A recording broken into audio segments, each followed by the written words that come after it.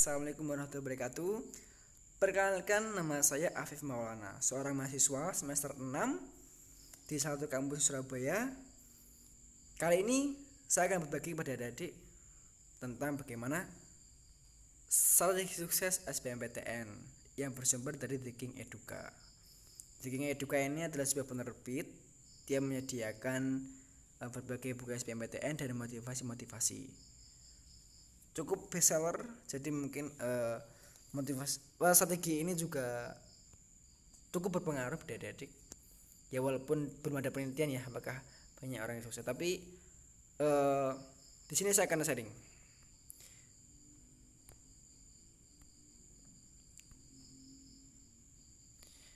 Oke, di sini saya akan membagikan ada 3 poin di dalam video ini. Yang pertama, cara belajar yang benar untuk apapun, termasuk untuk ujian SBMPTN ini.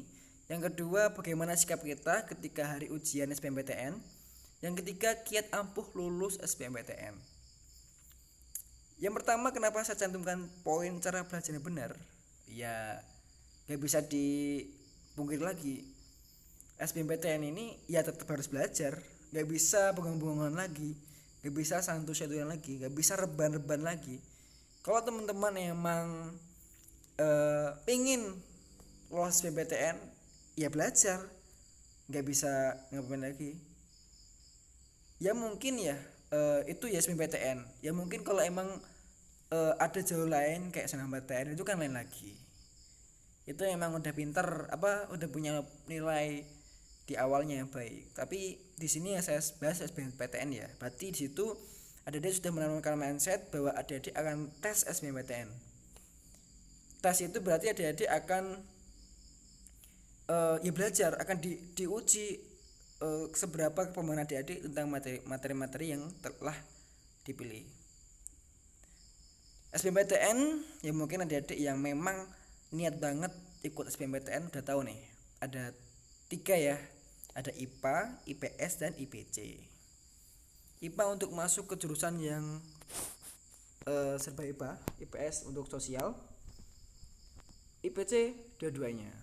Ya mungkin di sini nggak saya beritahu di sini saya nggak jelaskan peraturan-peraturan dan alurnya bagaimana ada di daftar secara SBMPTN di kampus-kampus. Tetapi saya di sini akan menjelaskan itu cara belajarnya benar, hari ujian SBMPTN, kita ampuh lulus SBMPTN. Yang pertama, saya mengucapkan selamat banget pada adik-adik, karena adik-adik sudah ada pikiran minimal nih untuk mengikuti SBMPTN. Wih, itu keren banget. Ada semangat untuk melanjutkan perkuliahan lagi, semangat untuk melanjutkan menuntut ilmu lagi.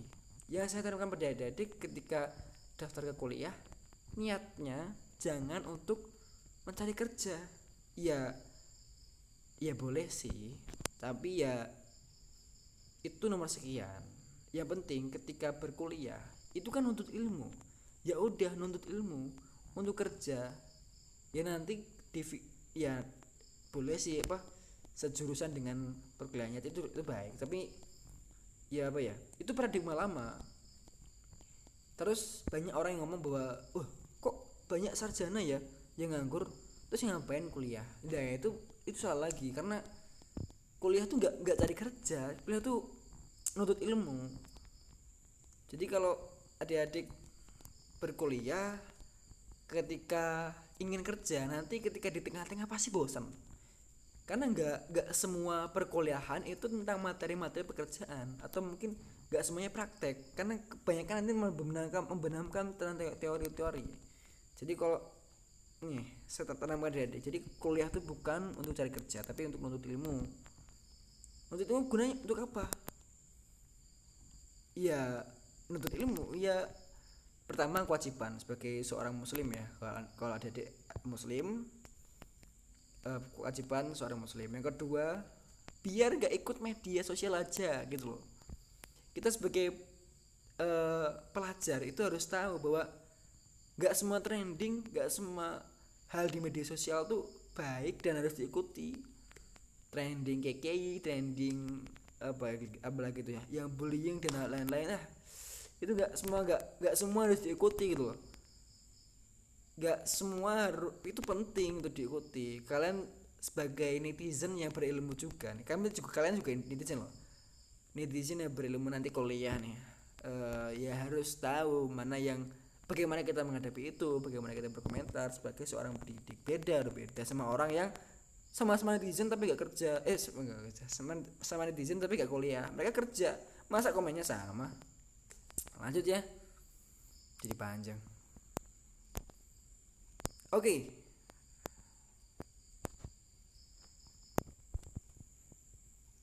Cara belajar yang benar, ya pertama belajar dari kata kunci yang sudah Anda rangkum sebelumnya. Yang kedua belajar dalam keadaan rileks, jangan memaksakan diri. Yang pertama belajar dari kata kunci yang sudah Anda rangkum sebelumnya. Berarti di sini adik-adik sudah belajar. Ketika belajar, saya sarankan buku-bukunya ataupun teks-teks yang ada di buat belajar itu ditandai. Kemudian dirangkum. Kalau perlu bikin mind map. Di video sebelumnya tentang menghadapi UAS sudah saya beritahu bagaimana tipe-tipe seorang belajar. Ada auditory, ada apa gitu, ada visualisasi, ada yang ketiga psikomotor. Nah, nanti adik-adik akan menemukan bagaimana bagaimana adik-adik mengolah ketiga tipe tersebut untuk belajar.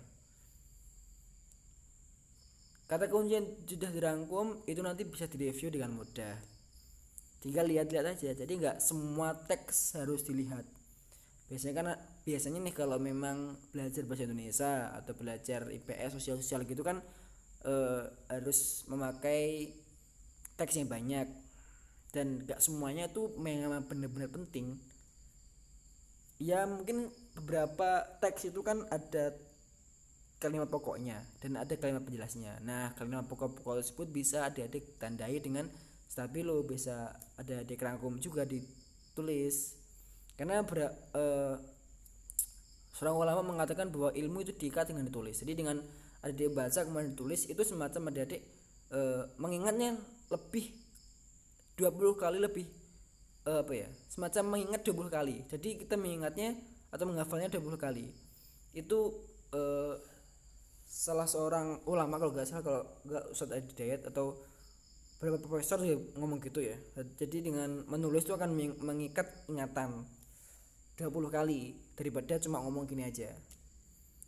Dengan ditulis adik-adik juga akan tangannya bergerak, kemudian matanya juga melihat apa yang ditulis dan mengingat juga sambil berpikir. Nah itu kan. Kemudian kata kunci itu bisa adik-adik pelajari dimanapun. Misalnya adik-adik tulis di kata kunci di kertas-kertas kecil, kemudian dibuka lagi pas relax, pagi-pagi ngopi atau minum susu, minum teh. Gak mungkin kan biasanya orang-orang malam-malam ngopi belajar, ya gak semua orang ya.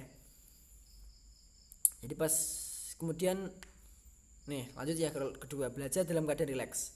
Kemudian kalau kita belajar dalam keadaan relax itu bisa milih nih, misalnya di tempat yang sejuk, tempat yang teduh, tenang, tempat yang tidak terdistraksi dengan suara-suara lain. Biasanya orang-orang yang memang dia tuh tipe audio, dia tuh kesulitan belajar dalam keadaan ramai, kesulitan banget. Misalnya ada orang nyetel musik, pas dia baca ada orang nyetel musik, buyar deh. Atau mungkin pas dia baca ada orang yang ngomong, buyar. Makanya cari tempat yang relax, tempat yang tenang, mungkin kamar atau mungkin style musik yang membuat Anda relax atau yang di situ tidak terlalu mendistraksi. Kalau beberapa aplikasi ini menyediakan musik yang musik alam, jadi dia tuh semacam memutar suara-suara alam kayak suara jangkrik, suara-suara angin. Di situ kan nggak terlalu mendistraksi kan ya. Di situ bisa membuat adik-adik lebih relax. Gitu. Kemudian sediakan air putih, minum kalau lelah. Terus cemilan, biasanya mungkin mulutnya nggak mau diem sambil belajar juga ngemil. Jangan lupa ambil catatan juga. Kalau pakai belajar matematika emang harus lebih menguras otak juga, jadi butuh butuh mungkin keadaan yang lebih rileks, keadaan yang lebih enak, nyaman, santai gitu kan ya. Jadi harus serius, pakai catatan-catatan yang banyak. Terus yang ketiga, jangan memaksakan diri.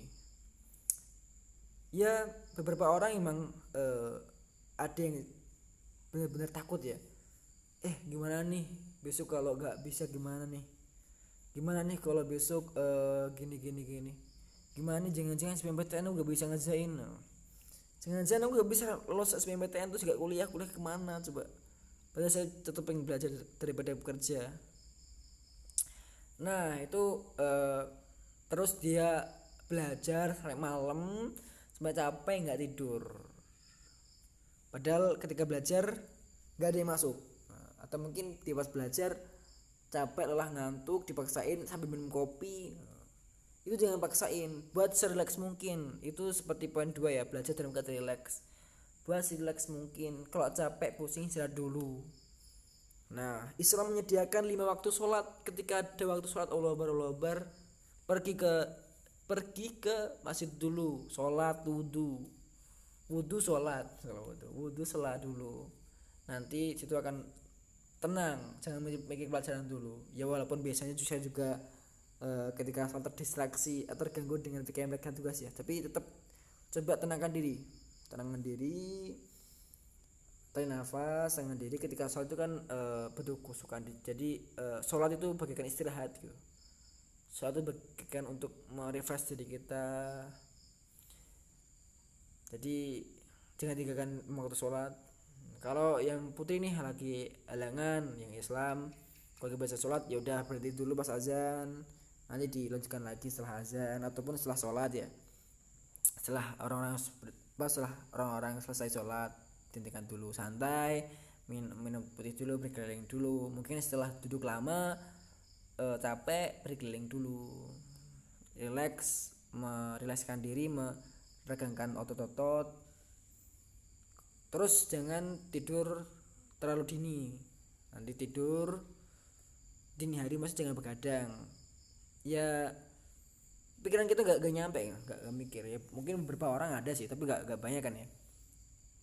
Tapi besoknya gak bangun, besoknya subuh tidur, atau mungkin pagi tidur, itu kan sama aja. Padahal pagi itu sangat jam 6 sampai jam 11 beberapa penelitian menyatakan bahwa itu sangat bagus untuk belajar. Jadi adik-adik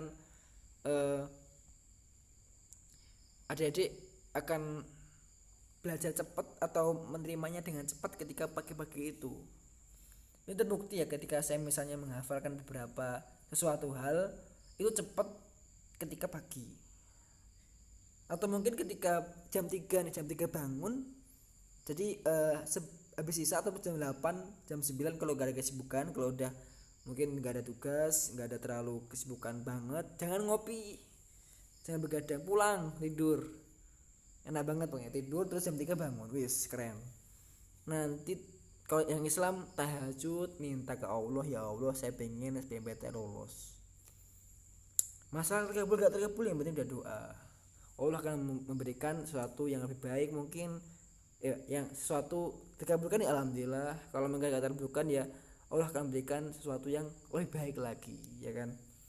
Bisa jadi Anda akan masuk ke daftar bos atau dimasukkan ke bos perusahaan langsung gitu kan, mungkin ya, amin sesuatu yang lebih baik, amin. Terus yang berlanjut langsung belajar, udah berdoa belajar, itu kan cepat masuk tuh. Saya beberapa waktu menghafal ketika saat itu cepet banget. Habis subuh jangan tidur lagi, belajar. Pagi olahraga, jangan dibuat rebahan banget, nge-game. Kalau Anda pengen bener-bener lolos SBMPTN, kurangilah nge-game dan kegiatan yang mungkin itu tidak terlalu bermanfaat untuk tes SBMPTN itu. Lanjut ya. Oke, hari ujian SBMPTN. Di sini saya akan bagi 3, yakni seminggu sebelum hari H tuh ngapain, kemudian detik-detik menjelang ujian tuh ngapain, terus saat waktu pengerjaan tuh kita harus ngapain. Nah, Itu sebenarnya ada langkah-langkahnya, ada bagaimana kita strateginya biar lolos di situ atau biar lancar lah di situ. Tapi tetap saran-saran saya sebelumnya juga saran saya dikerjakan, dilakukan lah. Jadi belajar tadi, cara belajar itu sangat berpengaruh ketika adik-adik nanti akan mengerjakan SBMPTN atau ujian-ujian lain. Jangan khawatir lah ketika ujian SBMPTN, terus semangat. Adik-adik harus semangat untuk menjalani ujian SBMPTN. Kemudian untuk hari ujian SBMPTN seminggu, detik-detik, kemudian waktu pengerjaan akan saya bahas di video selanjutnya part 2. Kita cukupi, kayaknya Dede juga udah bosan. Semangat, terima kasih. Semoga apa yang disemogakan segera terwujudkan, dan semoga sesuatu yang didoakan akan terwujud atau bahkan diberikan lebih baik oleh Allah SWT atau Tuhan Yang Maha Esa. Terima kasih. Wassalamualaikum warahmatullahi wabarakatuh. Tunggu di video selanjutnya.